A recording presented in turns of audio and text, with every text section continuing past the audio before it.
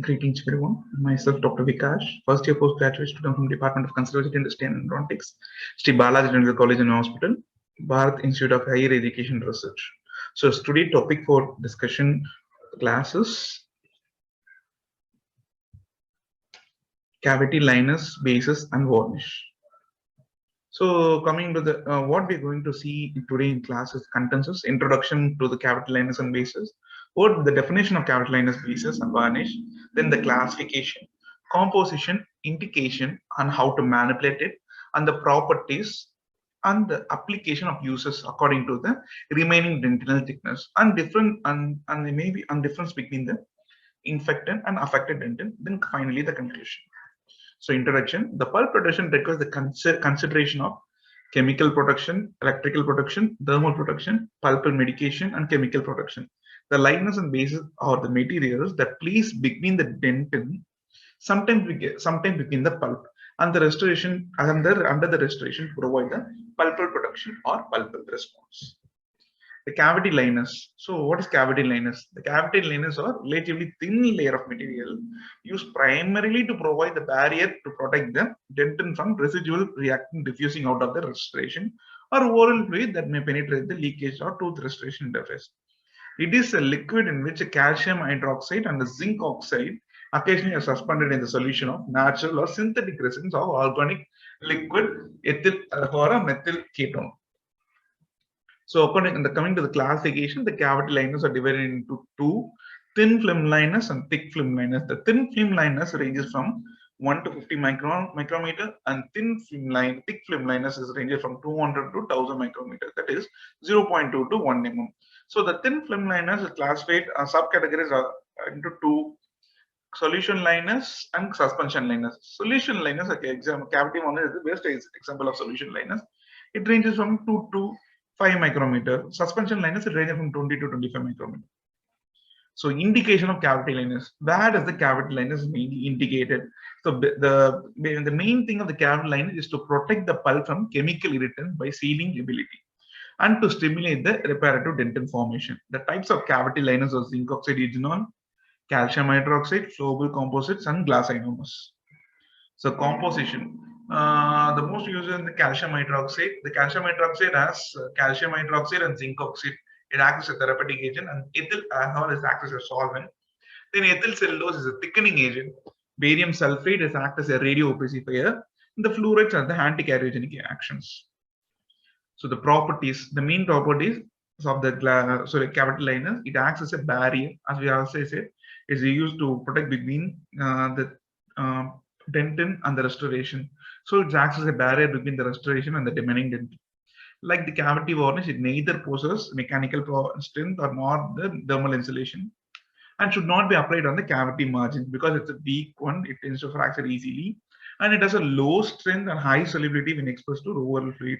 That's why the isolation is more important and also used as a liners. The fluoride compounds have been added to some liners, reduce the possibility of secondary caries around the permanent restoration. So what are the uses? It can be used as a pulp capping agent, anti-cariogenic agent, and prevent post-operative sensitivity or pain. So manipulation, it is available as a two-piece, base paste and catalyst paste. The paste consists of calcium hydroxide and one consists of the accelerator. So the equal amount of this base paste and the catalyst paste is taken in the collected over the glass slab or the mixing pad. Both are mixed with the plastic filling instrument until the homogeneous color is softened. Then it is carried into the deepest portion of the cavity. Since it is a fluid in consistency, it readily flows and gets painted over the cavity. So all the solutions are more fluid in consistency. So once you take it with the plastic filling instrument and you place it in the cavity, it will spread and gets painted over the cavity. So it provides thermal insulation, which the thermal insulation base as a temporary restoration is provided. Then over the liners, a thermal insulating material like temporary, if you are going for temporary restoration or the temporary restoration or the glass ionomer or the composite is calcium hydroxide as a cavity liner. So what are the functions? It causes a dentin remineralization by activating the enzyme ATPs. It stimulates reparative dentin formation, forms a mechanical barrier when applied on the dentin. Due to the high pH, I mean more than 12.5, high pH is 12.5, it neutralizes the acidity of silicate and zinc phosphate cements and dissociates into calcium and OH minus ions. The OH ion neutralizes the pH, neutralizes hydrogen ions from the acids of the cement. It is a biocompatible nature and bactericidal in nature. Zinc oxide eugenol acts as a liner. Eugenol alleviates pain in mild to moderate pulpal inflammation. In low concentration, it acts as a obtruent, but in high concentration, acts as a chemical irritant. When used as a liner, there is a release of eugenol for the first few days of setting, therefore not used in deep tooth preparation, and should not be used under composite restoration as they inhibit the polymerization of the bonding agent and composite. So, all the phenol derivatives like eugenol and stuff, IRM, zinc oxide eugenol, they tend to resolve the benzyl peroxide, the main initial activator of the composite. So it is not prescribed as a cavity liner for once if you're going with the composite as a permanent restoration. So in the indications of the sub-base or cavity liners will be indicated, will be shown in the figure. So coming to the next one is cavity varnish. So definition of the cavity, what is the definition? It is a definition of cavity varnish. It is a natural gum-like opal resin or synthetic resin dissolved in organic solvent such as ether, chloroform, or alcohol. So composition, as I said, is dissolved in the synthetic or natural resin. The copal and nitrate cellulose are the typical example of natural gum. The solvent used to dissolve this material either acetone, benzene, either acetate, ethyl alcohol, chloroform, amylactate, and medications such as chlorbutanol, thymol, eugenol are also added. Recently, the fluoride are also included in its composition to prevent the secondary caries formation. So, how to manipulate? The varnish can be applied directly using a brush or wire loop or a small pellet of the cotton. Severe thin layers of varnish are applied on the walls or the floor. Each layer is allowed to dry before applying the next. When the first layer dries, a small pinhole develops. The voids are filled in the succeeding varnish application. So that's why we are applying a 2 to 3 subsequent layer of varnish to avoid the voids. Gentle application. The gentle stream of air can be used to remove the excess, and the bottle should be taken. These are what are the precautions told. It is advisable that the disposal applicator may be used and discarded after each use to prevent the infection of microorganisms. So coming to the properties, it is not a physical, chemical, or mechanical insulator. Provides a chemical barrier, no mechanical strain. The thickness ranges from 2 to 4 micrometer. It has low solubility. Always applied in 3 layers to be more effective to avoid the voids. It reduces the micro leakage around the margins of newly placed amalgam restoration, thereby reducing the post-operative sensitivity. And it reduces the passage of irritation into the dentinous tubules from overlying restoration of the base. The cavity varnish is mainly used in the amalgam. So the amalgam consists of mercury. The mercury sometimes can irritate the pulp, can travel to the dentinous tubules and irritate. So to prevent this, the cavity varnish is applied over the dentinous tubules to block the passage of the noxious substance. So it will be used. So in case of amalgam restoration, they prevent the penetration. It may be used as a reinforcing coating over a certain restoration to protect them from dehydration or contact with the oral base. May be applied on the surface of metallic restoration as a temporary protection in case of galvanic shock.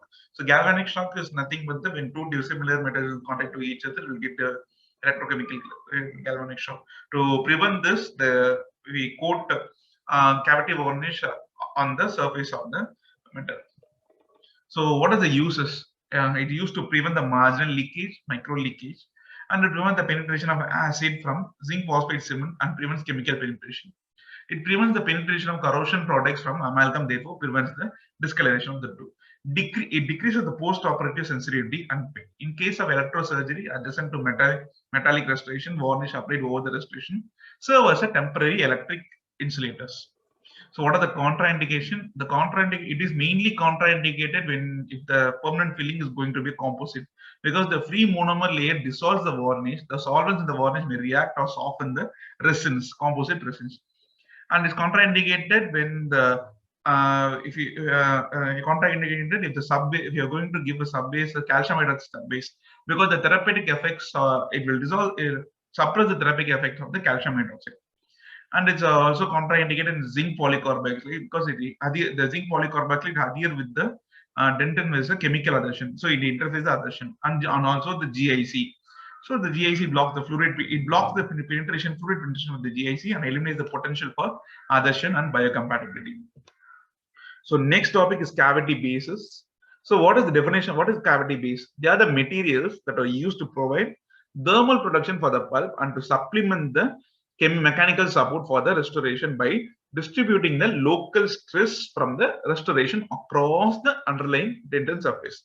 The film thickness, it ranges from 0.2 to 1 mm micrometer, that is from 250 to 1000 micrometer. In contrast to liners, the bases are applied in much thicker layers under the restoration to protect the pulp against thermal injury, galvanic shock, chemical irritation, depending on the particular restoration of the choice. So what are the types of cavity bases? The cavity base is divided into two types: is high strength base and low strength bases. The cements most commonly used as the basis of zinc phosphate, zinc polycarbonate, zinc oxyregonol, zinc glass ionomer, zinc phosphate, cophosphate cement, calcium hydroxide, and some resin cements. So what are the properties? It has chemical thermal properties, chemical protection, and therapeutic properties and mechanical properties. So coming to the thermal properties, the base provides the thermal protection to the pulp. So the main thing the base is applied under the restoration is provide the thermal protection to the pulp. The thermal conductor the base is similar to the two structure. So for effective thermal protection, the base should be ideally at least ranges from 0.5 to 0.75 millimeter. The chemical protection, the cements base also serve as a barrier against penetration of irritant constitution from restorative material. Calcium hydroxide and zinc oxide eugenol are most effective for pulp protection. So coming to the therapeutic property, the calcium hydroxide acts as a pulp capping agent and promote the formation of secondary dentin. The zinc oxide eugenol acts as an obtundant effect on pulp only when it used as a low concentration. So coming to the mechanical properties, the base should have a sufficient strength to withstand the forces of condensation without fracture under the mastication. The ideal base should withstand the condensation pressure and also the masticatory stresses that has been directed along on the tooth surface. It should develop the strength rapidly in order to allow for yearly condensation of the amalgam. So clinical concentration. If zinc phosphate is employed as a base for thermal insulation, the low pH may require pulp production. However, zinc phosphate cement is mixed as a thick, non-tacky putty mass. This risk is negligible because minimal free acid remains. In case of GIC base, any deep area should be protected by a thin layer of calcium hydroxide paste.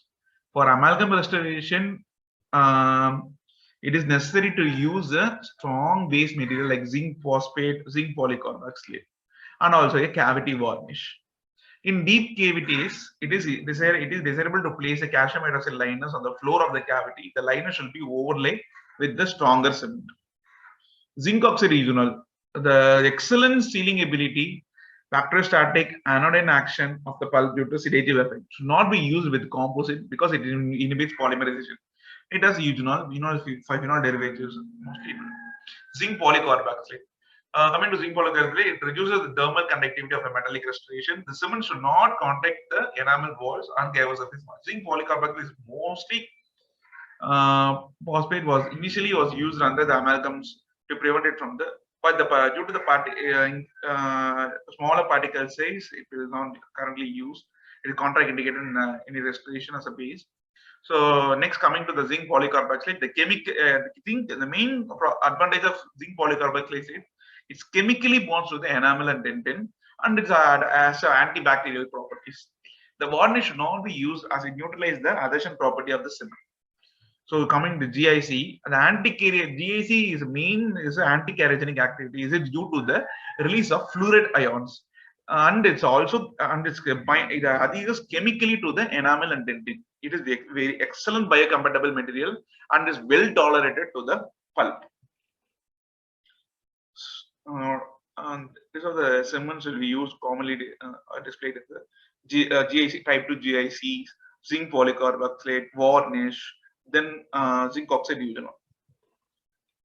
So these are the indication. If you're going for amalgam restoration, first you have to, in the deep caries means you have to give a pulp protection. So cavity line bases, liners, then if you're going for amalgam, then liners, base, varnish, then restoration. So coming to the clinical consideration. So the remaining dentin thickness plays a major role in selecting what type of selecting the restoration and the pulp protection agents. So if the remaining dentin thickness is the measured distance from the floor of the prepared cavity wall and the underlying pulp. So if the remaining dentin thickness is less than very less, is a point ranges from 0.5 mm, where it reduces the effect of toxic substance on the pulp by 75. If the remaining dentin thickness is 1 mm, it reduces the effect of toxin by 90%. If it is more than 2 mm or more than 2 mm, little or no pulp production reaction and healthy reparative dentin formation. If it is less than 0.25 mm, severe pulp inflammation and gonadoblastic cell death is seen. So it is so remaining dentin thickness is the distance from the prepared cavity wall and the underlying pulp. So this the first picture shows the lesser dentin thickness. That is, if the thickness of the remaining dentin thickness is 0.5 or 2.5 or any less than 2.5. So this is the remaining dentin thickness is more than 2 mm. There is no problem. So clinical judgment about the need for specific liners and bases are linked to the amount of remaining dentin thickness, the concentration of adhesion material, and the type of restoration material being used. So the types of restoration material is advised according to the remaining dentin thickness. The silver amalgam, if the dentin thickness, if the example or root dentin thickness will be more, the remaining dentin thickness is more than 2 mm, only we give a varnish, then restore with amalgam. If it is more than, if it is less than 0.5 mm, calcium hydroxide base as a sub base covered with the base of calcium hydroxide liner, then silver amalgam restoration. If it's composite, if it's less than 0.5 mm, calcium hydroxide base as a liner followed by glass ionomer base, then it restored with composite restoration. Coming to the glass ionomer, if it is in the deep, shallow means they are not required for any pulp capping, and the moderate also is not required. But in the deep cavities, calcium hydroxide as a sub base, then restored with the GIC. So the main thing to differentiate which dentin to remove and not to remove. So in fact, the dentin will be the infected dentin and affected dentin. The infected dentin is softened demineralized dentin teeming with bacteria. So affected dentin is softened demineralized dentin not yet invaded by the bacteria. In the infected dentin, the collagen is irreversibly denatured. In affected dentin, the collagen cross-linking remains.